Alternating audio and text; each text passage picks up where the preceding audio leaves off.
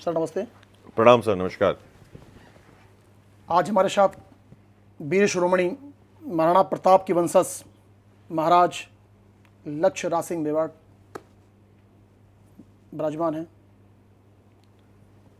मैं सर्वप्रथम महाराज सिंह साहब से पूछना चाहूँगा कि राजस्थान की तपोभूमि मेवाड़ न सिर्फ राजस्थान बल्कि पूरे विश्व में वंदनीय है, इस पर आपका क्या कहना है, क्या मानना है?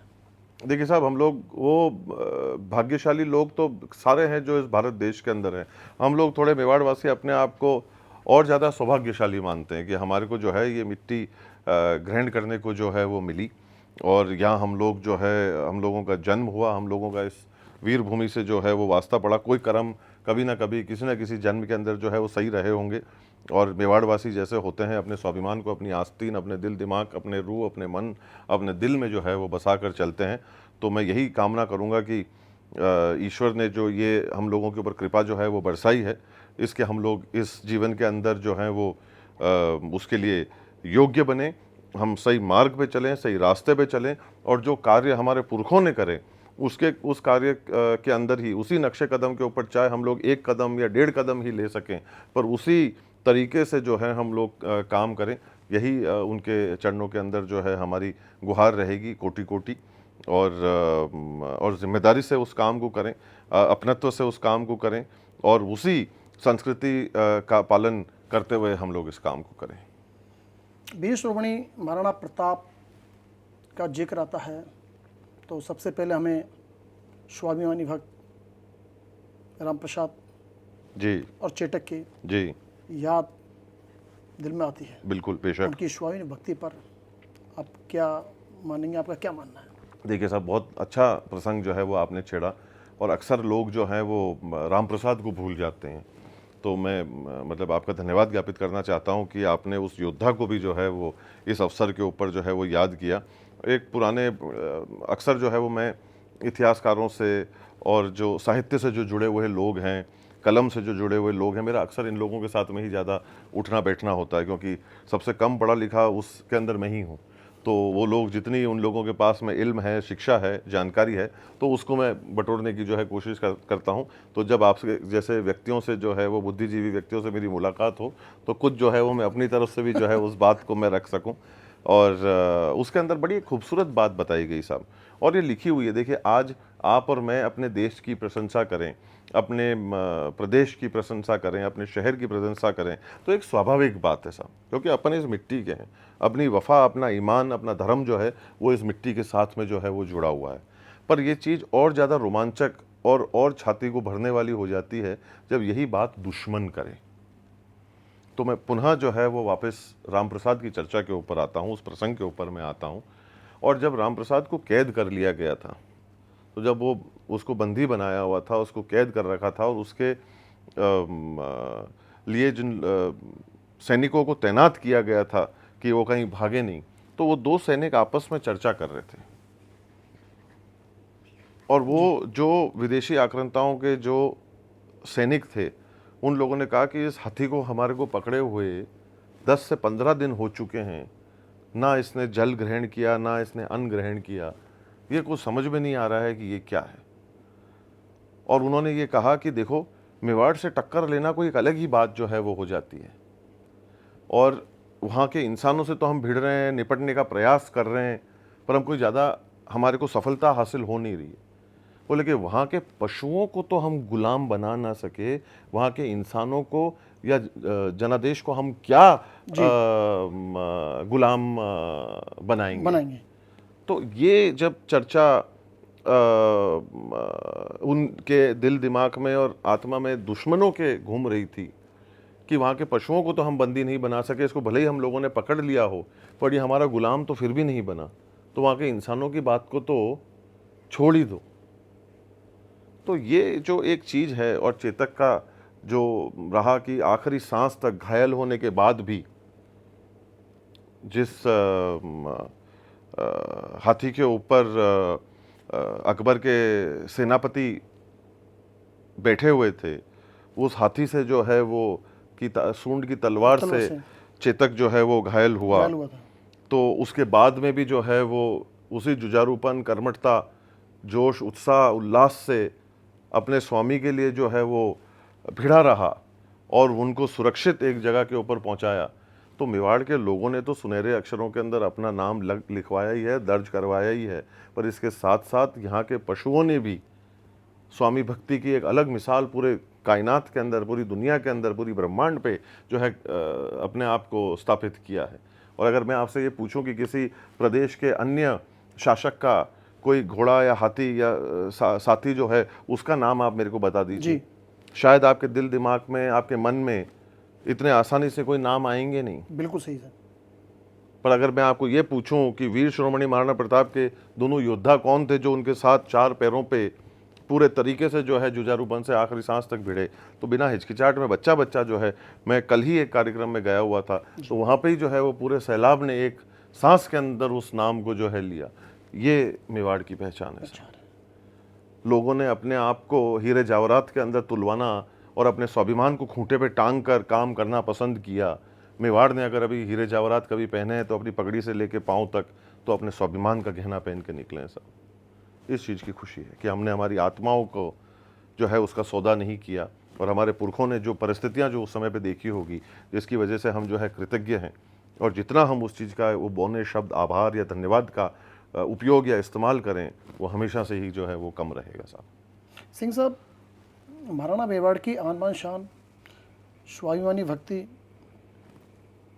में एक मिसाल और ये आगे बनी रहे, इसको लेकर के आज के समय में आपकी ओर से क्या संदेश है, क्या कहेंगे आप उसमें? देखिए साहब, ये चीज़ ऐसी है, ऐसा गुण है जो बदलता नहीं है।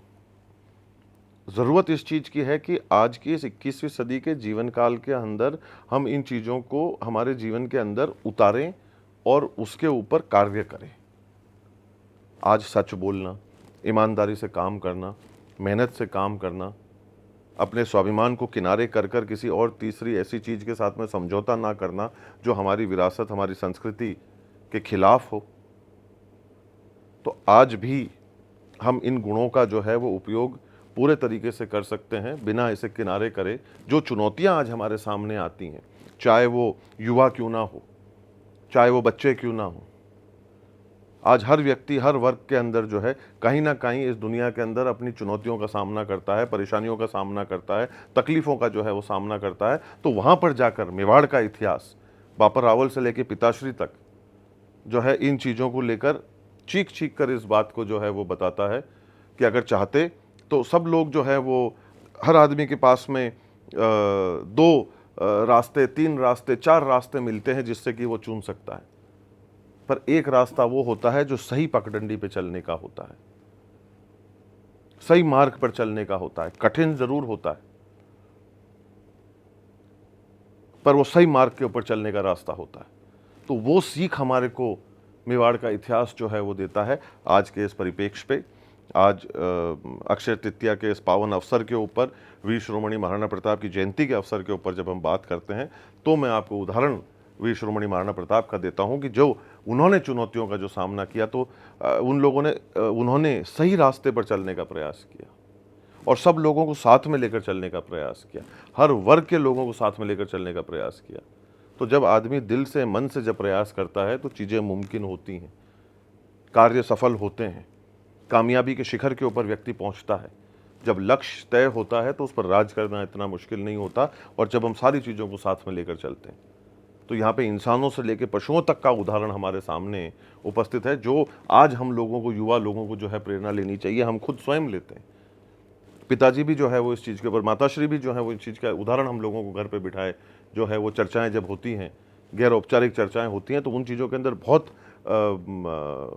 बातें जो की जाती हैं और जो चीज़ बताई जाती है उसके अंदर अपना एक वजन होता है, अपनी एक अहमियता होती है। हर वो बात सुनी जाती है जो सलीके से कही जाती है। तो बात को कहने का तरीका होता है, मन में घर करने की जो है वो जगह हमारे पास होनी चाहिए। बदलता वही है जो बदलना चाहता है। तो आज हमारे पास में उदाहरणों की कोई कमी नहीं है।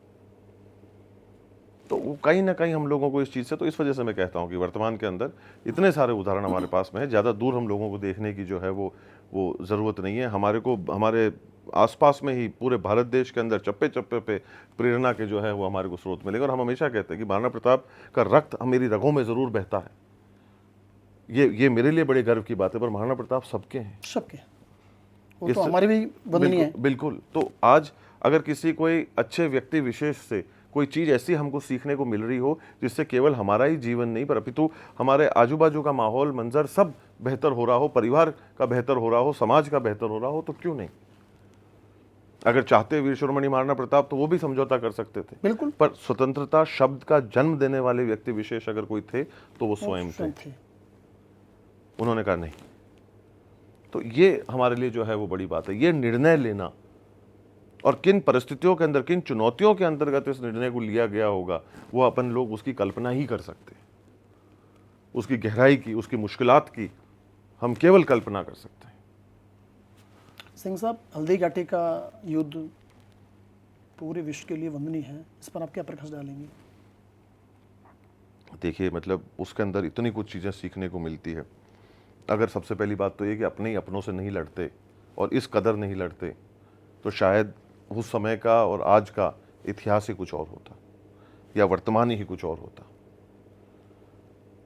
और इसके ऊपर बहुत कुछ कहा जा सकता है। ये एक बहुत ही मतलब ऐसा विषय है जो मतलब इंसान क्या कहे इस चीज़ के ऊपर। बस यही उम्मीद है कि ऐसी गलतियां जो है वो दोबारा लोग ना दोहराएं, ऐसी परिस्थितियां, ऐसे हालात जो हैं वो दोबारा ना बनाए जाएं। और सीखने को तो देखिए साहब, हर चीज़ के अंदर कुछ ना कुछ मिलता ही है। और जब जब हल्दी घाटी की चर्चा होती है तब तब जो है वो हम लोगों को कुछ ना कुछ समझने को, सीखने को मिलता है। हर बार कोई प्रसंग या कोई चीज़ उसके अंदर नई जो है वो उभर कर आती है। वो युद्ध जो है वो अपने आप में ही मतलब अगर संख्याओं की बात करी जाए तो मतलब पूरे तरीके से उसका तराजू जो था वो ऊपर नीचे था, पर उसके बाद में हौसला जो है वो संख्या से ऊपर उठकर जो है वो कहीं ना कहीं उभर कर आता है। और जैसे कि मैंने पहले कहा, वो भी उसी चीज़ का स्वरूप हमारे सामने पेश करता है कि स्वाभिमान को जो है वो गिरवी नहीं रखा साहब। बिल्कुल साहब। और तभी वापस मेरे को एक और इस चीज़ से बात याद आती है कि विदेशी आक्रांताओं के जो सेनापति थे इस प्रसंग में, उन्होंने स्वयं ने कहा इस बात को कि मेवाड़ से टकराने का मतलब ये है साहब कि उन्होंने मौत को सस्ता और स्वाभिमान को महंगा कर रखा है। तो ये बात आपने नहीं, मैंने नहीं कही, ये लोग जो हमारे दुश्मन थे और हैं उनकी कही हुई बात है जी। तो दुश्मन क्यों अपनी प्रशंसा करेगा साहब। तो वो अपने आप में जो है कहीं ना कहीं सीखने को मिलती है कि ये कितनी बड़ी एक जिम्मेदारी है, कितनी बड़ी एक ये बात है। तो ये सारी चीज़ें जो हैं वो ज़रूर हम लोगों को हल्दी घाटी से, वीर शिरोमणि महाराणा प्रताप के जीवन से जो है वो सीखने को मिलती है। सिंह साहब, वीर शिरोमणि महाराणा प्रताप की वेशभूषा और उनके हथियारों का जब जिक्र होता है जी, तो ये बात भी बड़ी एक लाजमी है, इसको लेकर के आपको क्या कहना है? देखिए साहब, बात जो है वो जब किसी विराट या विशाल व्यक्तित्व की जो है वो की जाती है तो ताकत एक ऐसी चीज़ है जो हमारे दिल दिमाग में रहती है, और मन की, रूहानी, आत्मा की, जहनी, दिल की ताकत जो थी वो वीर शिरोमणि महाराणा प्रताप में थी। तो बात जहाँ तक उनके कद या अन्य दूसरी चीज़ों की आती है, उससे ज़्यादा जो है जिगरा और दिल जो है वो आदमी को, कलेजा जो है वो आदमी को बड़ा चाहिए होता है। और हम लोग अक्सर किसी अच्छी चीज़ को भारीपन से जो है वो तोलने में ज़्यादा पसंद करते हैं। अगर मैं कोई हल्की चीज़ आपके हाथ में रखूँ और कोई भारी चीज़ आपके हाथ में रखूँ तो आप कहेंगे कि नहीं नहीं, ये भारी चीज़ जो है इसमें ज़्यादा जो है वो जो बेहतर होती है। तो ये 500 वर्ष के अंदर जो है वो कहीं ना कहीं इस चीज़ का अलग तरीके से जो है वो लोगों के दिल दिमाग में अलग एक चित्र जो है वो बना है। पर आज अगर हम लोगों को समझने की अगर किसी चीज़ की आवश्यकता है तो वो ये है कि कार्य जो है वो इंसान को बड़ा बनाते हैं। बड़प्पन से आदमी जो है वो बड़ा होता है, निर्णय से जो आदमी निर्णय जो लेता है और उसके ऊपर फिर अमल करता है उससे जो है वो बड़ा होता है। तो जो काम वीर शिरोमणि महाराणा प्रताप ने करे वो किसी भी कद या किसी भी वजन से बहुत ज़्यादा बड़े थे साहब। महाराज लक्ष्मण सिंह साहब, मैं आपसे एक निवेदन करना चाहूँगा कि भारत देश में कई ठिकाने हैं, कई युवराज हैं, लेकिन उन सबसे अगर अलग हटके हम बात करें तो लक्ष्यराज सिंह मेवाड़ की पहचान एक अलग ही रूप में जानी जाती है। आपका मिलना, आपकी चर्चा, आपका हंसमुख मिजाज, ये सारी चीज़ें लोगों को जोड़ती हैं। और आपने आज इस वीर शिरोमणि महाराणा प्रताप के वंशज के नाते आपने इनको जिंदा रखे हुए हैं। इस पर मैं लक्ष्यराज सिंह मेवाड़ साहब से ये पूछना चाहूँगा कि आपका अगला लक्ष्य क्या है? अगला लक्ष्य तो साहब, पहली बात तो ये कि बहुत बहुत आभार। ये जो मेरे लिए बड़ी जिम्मेदारी का काम हो जाता है वो ये है कि लोगों के दिल के अंदर जो घर लोगों ने मुझे दे रखा है उसको बरकरार रखना और उसको बढ़ाना, ये मेरे लिए सबसे बड़ी जिम्मेदारी का अगला लक्ष्य मेरा यही है कि ये जो प्रेम, प्यार और अपनत्व और दिल के अंदर जो घर मुझे दिया गया है ये जो है वो बरकरार रहे साहब। और दूसरी बात, ये जो आपने मेरे लिए कहा बात, मैं उसके अंदर सिर्फ इतना सा ही कहना चाहता हूँ कि ये मेरे पुरखे 1500 साल से करते हुए आए हैं साहब। अगर इसका मैं एक राई के दाने के बराबर भी, या रेगिस्तान के अंदर जो नंगी आँख से जो कण ना दिखता हुआ हो उसके बराबर भी अगर मैं वो कार्य कर सकूं तो मैं अपना जीवन जो है वो मैं सफल मानूंगा। तो ये तो वो चीज़ है साहब जो हमारे को हमारे घर वालों से मिली, हमारे पिताजी, माताजी और हमारे पुरखों से, बड़ों से, बुजुर्गों से जो चीज़ हमारे को विरासत में, हमारी रगों में भी जो मिलती हुई हम लोगों को आई है। लक्ष्यराज सिंह मेवाड़ ने और कोई अलग कोई कार्य नहीं किया, उसी कार्य के ऊपर जो है इस 21वीं सदी के ऊपर चलने का एक प्रयास कर रहा हूँ, बहुत छोटा सा। और जो मैंने आपको उदाहरण दिए उसी के ऊपर अगर मैं उतना भी अगर मैं मेरे पूरे जीवन काल के अंदर अगर कर लूँ तो मैं अपने जीवन को धन्य मानूंगा साहब। आपका प्रेम बच्चों में देखा जाता है, आपका प्रेम पर्यावरण में देखा जाता है, आप पर्यावरण प्रेमी भी हैं, लोगों से मिलने जुलने में भी आपका बहुत रुचि है। कई लोग राजा महाराजा या पूर्वज या आज के युवराज, उनसे मिलने में बड़ी हिचक करते हैं और वो मिलते भी नहीं हैं। इसको लेकर के आपका एक बहुत अच्छा मैसेज है बच्चों में पर्यावरण के प्रति। ये मैसेज आप और इसको कहाँ तक आगे बढ़ाना रखना चाहते हैं और क्या इसको आप संदेश देना चाहते हैं, उस पर थोड़ा प्रकाश डालें। देखिए साहब, आज की तारीख के अंदर पुनः वापस बात जो है कहीं ना कहीं वही है कि जो मेरे पुरखों ने किया इस 21वीं सदी के अंदर, जो आज की ज़रूरतें, जो आज की आवश्यकताएं हैं उसके अनुरूप काम करने का जो है वो प्रयास कर रहे हैं। जो इस पृथ्वी को हमने जिस स्थिति के अंदर ग्रहण किया आज जो है वो हम उसको और कैसे बेहतर बना सकते हैं। हमारे पुरखों ने जो 500 साल पहले, 1000 साल पहले, 1200 साल पहले, 1600 साल पहले जो कार्य करे, आज हम उसका सुख भोग रहे हैं। पूरा शहर भोग रहा है, प्रदेश भोग रहा है और ये देश भोग रहा है।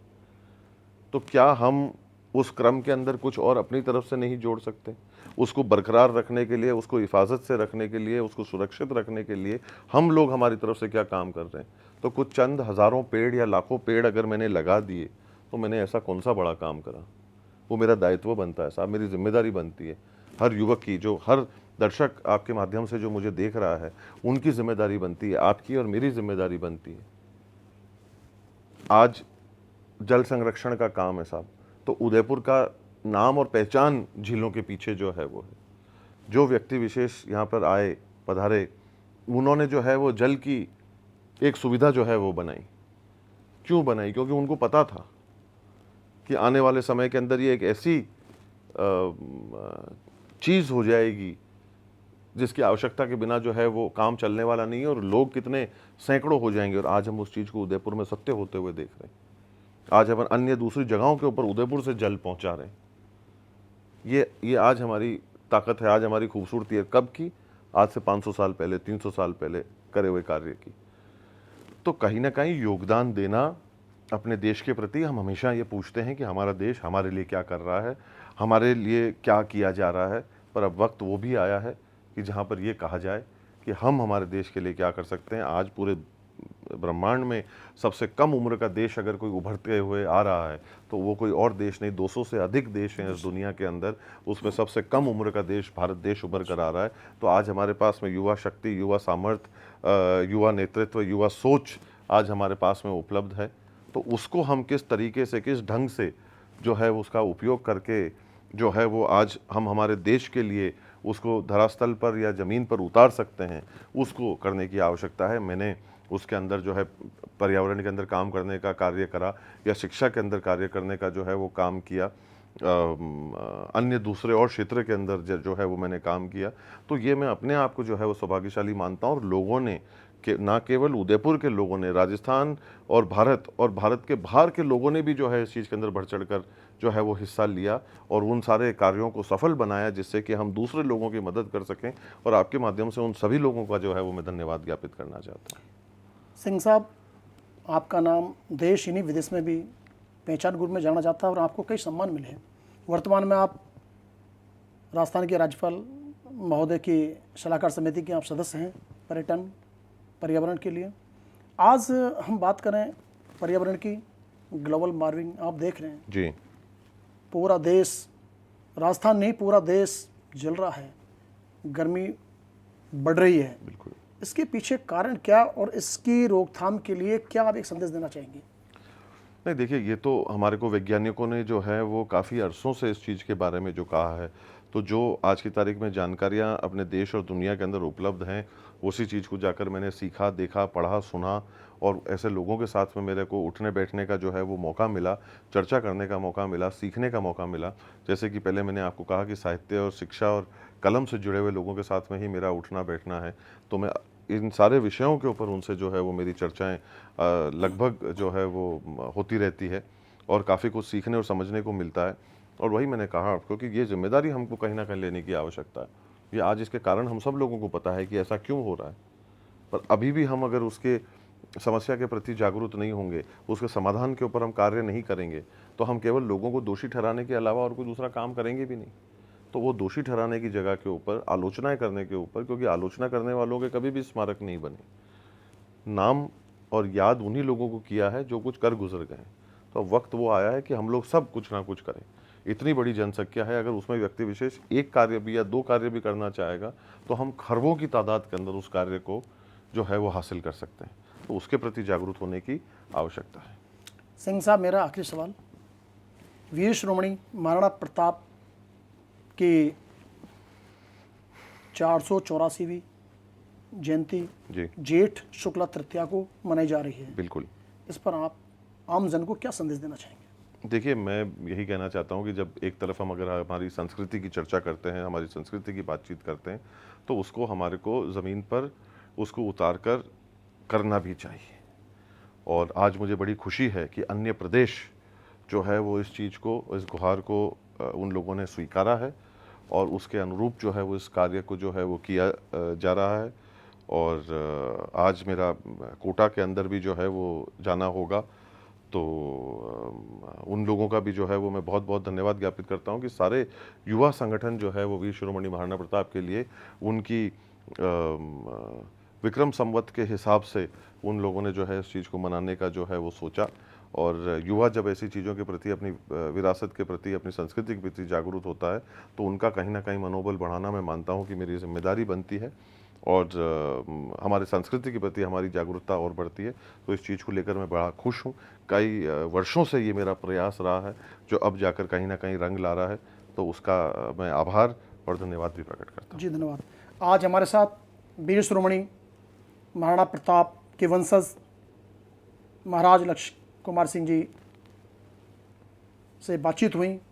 उन्होंने आमजन, युवाओं और देश वर्ग की दुनिया को संदेश दिया कि हम हमारी संस्कृति को बनाए रखें, हमारी संस्कृति की पहचान बनी रहे और हमारे जो सम्मानीय वीर शिरोमणि रहे, उनकी गाथाएं, उनके संदेश आम जन में पहुंचाए जाएं। और बच्चों के साथ साथ पर्यावरण पर भी इन्होंने अपना एक फोकस दिया कि आज पर्यावरण के प्रति हमारा जो संदेश है वो जारी रहे और लोगों को संदेश पहुँचे। आपको बहुत बहुत धन्यवाद। बहुत मेरी ओर से आपका महाराणा प्रताप वीर शिरोमणि की 484वीं जयंती पर आपको बहुत बहुत शुभकामनाएं। बहुत बहुत धन्यवाद साहब, बहुत बहुत आभार, बहुत बहुत धन्यवाद।